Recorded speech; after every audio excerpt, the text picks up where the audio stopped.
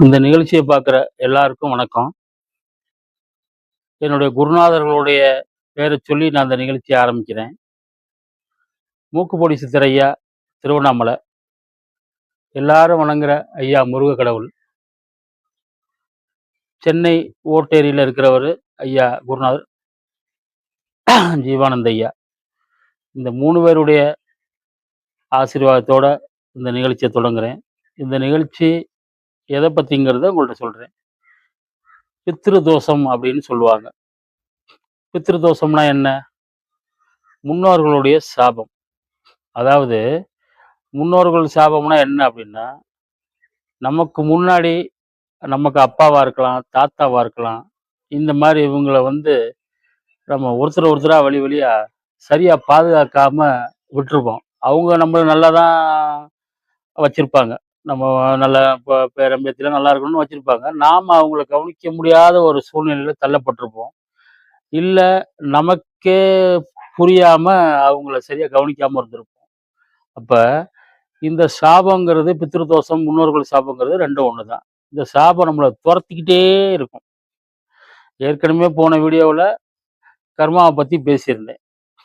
அதுல அதோட தொடர்ச்சி இதுலயும் கலந்து வரும். அப்ப இந்த முன்னோர்கள் சாபத்த எப்படி நம்ம நீக்குறது? அப்படிங்கிறத பத்தி தான் நம்ம பேசணும். இப்ப முன்னோர்கள நம்ம எப்படிலாம் கவனிக்காம இருந்தோமோ, அதுக்கு நமக்கு தெரிஞ்சிருக்கும், தெரியாம இருந்திருக்கும். அப்ப இப்ப நம்மள்ட்ட இல்லையே அவங்க. எப்படி அத பண்றது? அப்படின்னும்போது, முன்னோர்கள் எல்லாரும் சொல்லிக் குடுத்தபடி, அமாவாசை அன்னைக்கு அத செய்றவங்க எல்லாருமே தகப்பனார், தாத்தாவ இழந்தவங்க, அது மாரி கண்டிப்பா அம்மாவ இழந்தவங்கலாம் அமாவாசை அன்னைக்கு அவங்களுக்காக அவங்களுக்கு புடிச்சத வச்சு, சமைச்சு, செஞ்சு காக்காய்க்க வைக்கிறது இது பழக்கம். இது முழுக்க முழுக்க உண்ம. இது நான் யாரோ சொல்லி அத பின்பற்றி அப்படிலாம் இல்ல. அதுல ஒரு ரகசியம் இருக்கு. அத நான் வெளிப்படையில வீடியோல சொல்ல முடியாது. இருந்தாலும் அது எதோட சாத்தியமாகுதுன்னு நான் கண்ணால கவனிச்சு அனுபவிச்சு தான் இந்த இந்த விஷயத்த பத்தி பேசுறதுக்கு நான் உங்கள்ட்ட வந்திருக்கேன். அதாவது அமாவாசை அன்னைக்கு அவங்களுக்கு புடிச்சத சமைங்க. அவங்களுக்கு சாமி கும்பிடுங்க. சாமி கும்பிடும்போது சும்மா கும்பிட்டோம், சூடம் காமிச்சோம் அப்படின்னு இல்லாம, நாங்க உங்கள எவ்வளவோ துன்புறுத்தியிருக்கோம். தெரிஞ்சு தெரியாம. எங்களையோ, எங்க வகையறாவையோ மன்னிச்சிருங்க. நிம்மதியா நீங்க வந்துட்டு போங்க. அப்படின்னு நீங்க மனசார சொல்லணும். உங்களுக்கு கீழ உள்ள சின்ன குழந்தையா இருந்தா சொல்லத் தெரியாது.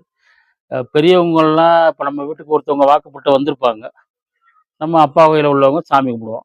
வாக்கப்பட்டு வந்தவங்க எனக்கான்னு இருந்தோம்னாலும் ஒரு குறை இருந்துகிட்டே இருக்கும். அவங்களும் நம்மளோட அத்தை, மாமா தானே! இல்ல மாமா தானே! யாரு நம்ம முன்னோர்கள் யாரு நம்மள விட்டு போயிட்டாங்களோ, அவங்களும் வணங்கணும். ஏன்னா அவங்களும் சேர்ந்து தான் இந்த அடுத்து வர்ற குடும்பம் நமக்கு வந்துகிட்டு இருக்கு. அப்ப அதுல இருக்கிறவங்க முக்கியமா விவரம் தெரிஞ்சவங்க, எங்கள காப்பாத்துங்க. நான் எந்த தவறு செஞ்சிருந்தாலும் மன்னிச்சிருங்க. இப்ப வைக்கிறத சந்தோஷமா ஏத்துக்கங்க.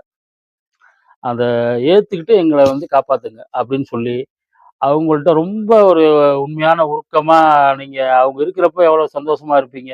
இல்லாதப்ப ஆஹா இல்லையே! இப்ப என்ன பண்ணுவேன்? இருந்தா நான் அப்படி பண்ணிருவேனே! அப்படின்லாம் எவ்வளோ வேதனைப்பட்டுருப்பீங்க. எனக்கு தெரியும். அ கெட்ட உள்ளங்கிறது வரும். மாறி நல்ல உள்ளமா மாறிரும். அதுதான் நம்மளுடைய மனித இயல்பு. அப்ப அந்த நல்ல உள்ளமா மாறி அது நிலைச்சு நிக்கணும். அப்ப அமாவாசை அன்னைக்கு செய்யும் பொழுது, கண்டிப்பா அவங்கள்ட்ட இந்த மாரி வேண்டி செய்யுங்க.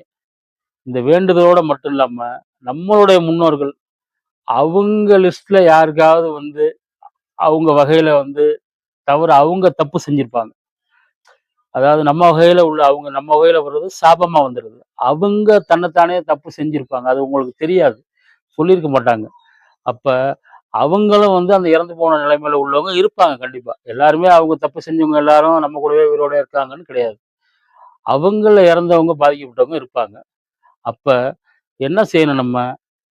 இவங்களுக்கு சமைச்சு, இவங்கள சாமியா நினைச்சு கும்பிட்டு முன்னோர்கள, "எங்கள காப்பாத்துங்க. உங்க சாபம் எங்களுக்கு வேண்டாம். எங்கள ஆசீர்வாதம் பண்ணுங்க. எங்கள நல்லா வச்சுருங்க. எங்க கூடவே இருங்க." அப்படின்னு நல்லா மனசார உருகி வேண்டிட்டு, அவங்க கிட்டயும் வேண்டணும். நீங்க யாரையாவது தப்பு செஞ்சிருந்தீங்கன்னா, அதாவது நம்ம பாதிக்கப்பட்டவங்களோட அப்பாவா இருக்கலாம், தாத்தாவா இருக்கலாம், ஆ அம்மாவா இருக்கலாம். இப்படி நம்ம எந்த உறவுக்காக நம்ம அமாவாசைய கும்பிடுறோமோ, அந்த உறவு செஞ்ச தவறு. அந்த உறவு மத்தவங்களுக்கு செஞ்சிருப்பாங்க. அவங்களும் யாருன்னு எங்களுக்கு தெரியல. அதனால அவங்களும் இத ஏத்துக்கங்க அப்படின்னு சொல்லி, நம்ம இவங்களுக்கு அந்த உணவ வெளியில வைக்கும் பொழுது, காக்காய்க்கு வைப்போம். அது பழக்கம். அது உண்ம அது. அது அதுக்கான ரகசியம் என்னங்கிறத நான் அத சொன்னத வச்சுட்டு மட்டும் பேசல. அதுல எப்படி யாரு வந்து அத சாப்பிடுறாங்கிறத பார்த்துட்டு தான் பேசுறேன். அது வந்து எனக்குள்ள உள்ள ரகசியம். அது இந்த மாரி, அந்த மாரின்னு விரிவாக்கமா சொன்னா, அது ரொம்ப அப்படி சொல்லக்கூடாது. அது ஒரு ரகசியம். ஆனா அதுல உண்மை இருக்கு.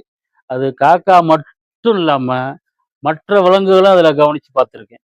இப்ப ஒரு ஆடு, மாடு, ஓணா, கிளி, குருவி, பறவைகள், பூனை, நாய்க்குட்டி இப்படி எல்லாத்துலயும் நான் பார்த்துக்கிட்டே இருக்கேன் ஒவ்வொரு நாளும். அத வந்து என்னால வந்து என்னைய நம்பணும் அப்படின்னு எல்லார்ட்டயும் ஷேர் பண்ண முடியாது. அதுக்கான வழி என்ன? எப்படி நடக்குதுங்கிறத நான் எனக்கு எப்படி செய்யணுமோ அத தொடர்றேன். இதே மாரி நீங்களும் அத உங்களுக்கு கண்ணுக்கு தெரியாம நடக்கிறதுனால, இந்த விஷயத்த தொடர்ந்தீங்கன்னா, உங்க முன்னோர்களுடைய சாபமும் நீங்கிரும். அவங்க மனசார ஆசீர்வதிச்சாலே பல விஷயம் நமக்கு விலகி ஓடிரும். அவங்க வந்து ரொம்ப ஈஸியா நம்ம தெய்வங்கள இழுத்து கொண்டு வந்து உங்கள்ட்ட விட்டுருவாங்க. அது அது வந்து உண்ம அது. நான் பார்த்துக்கிட்டு தான் இருக்கேன். ஏதோ கேள்விப்பட்டெல்லாம் சொல்ல கிடையாது. பார்க்கிறேன். அத அனுபவிக்கிறேன். அப்ப வந்து இத மத்தவங்களும் அனுபவிக்கணும் இத. இத அதுதான் எனக்கு உள்ள இருக்கிற ஆசை. அப்ப இந்த விஷயத்த நீங்க செய்யுங்க. அமாவாசைக்கு சாமி கும்பிடுங்க. உங்க முன்னோர்கள வணங்குங்க. செய்த தவற எதா இருந்தாலும் மன்னிச்சிருங்கன்னு மன்னிப்பு கேளுங்க. சந்தோஷமா எங்கள சாபத்திலேருந்து நீக்கி விடுங்கன்னு கெஞ்சி கூத்தாடி கேளுங்க. அதுபோக உங்க முன்னோர்கள் இன்னொருத்தவங்களுக்கு தவறு செஞ்சிருப்பாங்க. அது என்னன்னு உங்களுக்கு தெரியாது. அப்படி நீங்க செஞ்சிருந்தீங்கன்னா, அவங்க யாருன்னு எங்களுக்கு தெரியல. அவங்களும் வந்து இத மனசார ஏத்துக்கிட்டு எங்கள ஆசீர்வாதம் பண்ணுங்க. உங்க குடும்பத்தையும் பார்த்துங்க, எங்களையும் பார்த்துங்கன்னு ஆசீர்வாதம் பண்ணி மனசார கேளுங்க. ஒருவேள நாம ஒரு இடத்துல அன்னைக்கு முடியாத சூழ்நிலையில இருக்கோம். அப்படின்னு வந்துச்சுன்னா, அந்த விஷயத்த இன்னொருத்தவங்கள விட்டு செய்ய சொல்லுங்க. கரெக்ட்டா டைம் மட்டும் பண்ணிக்கங்க. இப்ப இத்தன மணிக்கு நம்ம பண்றோம். அப்படின்னா, அந்த டயத்துல நீங்க வேண்டிக்கங்க. நான் இந்த மாரி என்னோட முடியாத சூழ்நிலையில இந்நேரம் வச்சு நான் செய்ய குடுத்துருக்கேன். அத மனசார ஏத்துக்கங்க. அப்படின்னு சொல்லி, அவங்களுக்கும் படைச்சு, நம்ம முன்னோர்கள் நமக்கு விட்ட சாபத்தை நீக்கணும். அவங்க யாராருக்கெல்லாம் தப்பு செஞ்சாங்களோ, அவங்களும் அவங்க கூட சுத்திக்கிட்டு தான் இருப்பாங்க. உயிரோட இருக்கிறவங்க இருப்பாங்க. இறந்தவங்க சுத்திக்கிட்டு இருப்பாங்க. அவங்களும் சாந்தி அடையணும். அப்ப எல்லாம் ஒண்ணு சேர்ந்தாங்கன்னா, அந்த குடும்பமும் நல்லா இருக்கும். நம்ம குடும்ப சாபமும் நீங்கும்.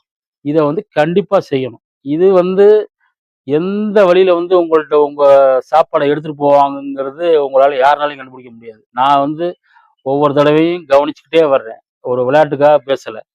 அப்ப நான் சொல்ற ஒவ்வொரு உருவத்திலேயும் அவங்க வந்து எடுத்திருக்காங்க. அது யாருன்னு தான் எனக்கு தெரியாது. ஆனா வந்து எடுத்துட்டு போறது தெரியும். அப்ப நீங்க இதுக்கெல்லாம் எதுக்கு ஆடு, மாடு, நாய்க்குட்டி, பூனைக்குட்டி, ஓணா, கிளி, பறவை, குயிலு, காக்கா, அ என்னென்னலாம் வாய் பேச முடியாத ஜீவராசி இருக்கோ, இதுக்கெல்லாம் ஏன் வைங்கன்னு சொல்றேன்னா, அவங்க ஏதோ ஒரு ரூபத்துக்குள்ள அதுக்குள்ள பூந்து வந்து சாப்பிட்டு போயிருவாங்க. அப்படி சாப்பிட ருசி கண்டு அவங்களுடைய சாபம் உங்கள விட்டு நீங்கிரும். அது நீங்கிட்டாலே உண்மையா சொல்றேன். அவங்க குலதெய்வமே அவங்களோட ஒரு துணைக்காக எதிர்பார்த்துக்கிட்டு இருப்பாங்க. இவங்க குலதெய்வத்த இன்னும் கொண்டு வந்து விட்டுருவாங்க. இது நெறைய விஷயம் அடங்கியிருக்கு. இப்போதைக்கு சுருக்கமா முன்னோர்கள் சாபம்னா என்ன? அத எப்படி அதிலிருந்து தப்பிக்கிறதுங்கிறத நான் சொல்லிட்டேன். முன்னோர்கள் மட்டும் இல்லாம, அவங்க கூட வாழ்ந்தவங்கள்ட்ட ஏதாவது தவறு செஞ்சிருப்பாங்க. அவங்களும் இந்த உலகத்துல உயிரோட இல்லாம வெளியில சுத்திக்கிட்டு இருப்பாங்க அவங்க கூடவே. அவங்களையும் வேண்டி, நீங்களும் இந்த விஷயத்த செய்யணும். செய்ய முடியாத நேரத்துல மத்தவங்கள விட்டு இந்த மாரி வைங்க அப்படின்னு சொல்லி செய்ய வச்சு, இந்த நிகழ்ச்சிய நிறைவா வந்து நீங்க நடத்தணும். நடத்தி உங்க பிள்ளைங்களுக்கும் வந்து அமாவாசைன்னா என்ன? இத இப்படிதான் பண்ணணும். இதெல்லாம் கண்டிப்பா சொல்லிக் குடுங்க. நெறைய பேருக்கு தெரியல. அது அவங்க மேல தவறு இல்ல. நம்ம சொல்லிக் குடுத்தோம்னா வந்துரும். அதனால இந்த நிகழ்ச்சியில இத பத்தி நான் சொல்லியிருக்கேன். இத பத்தி வேற எதுவும் விவரம் தெரியணுமா, நீங்க எனக்கு ஃபோன் பண்ணுங்க. கண்டிப்பா நல்லதே நடக்கும். நல்லது.